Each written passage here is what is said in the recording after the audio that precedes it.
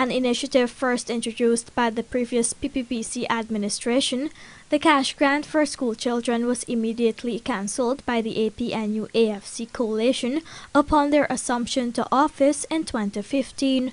Now that it is elections time again, the coalition has promised to reintroduce the project. However, a close examination of the party's manifesto reveals that the reinstatement of the initiative is conditional. The manifesto states that the feasibility study will have to be conducted before it is decided whether the cash grant initiative can be restored.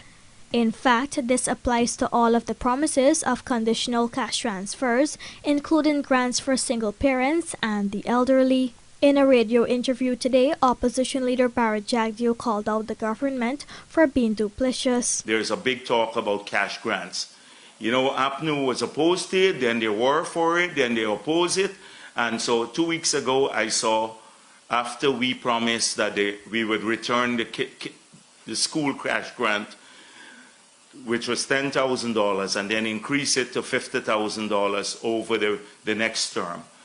Then suddenly he promised cash grants again. To my surprise, in the document they launched, they said for anybody to get any help from oil and gas money, there has to be a feasibility study whether they would reintroduce the cash grant.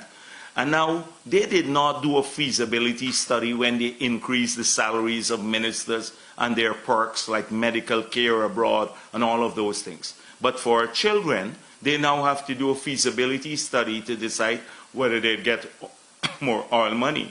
On the other hand, however, Jagdeo pointed out that under the PPPC administration, the cash grant initiative is guaranteed. We've said clearly we want a double old age pension, that the resources must be utilized for elders. We believe this would put more disposable income into the pockets of people. It would help with the slope in the economy, etc.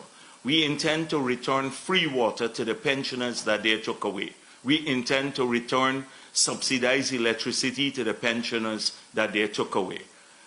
As I said before, we have a very specific policy for schools. Our school children will get back their 10,000 grant. That will be increased to 50,000 per child.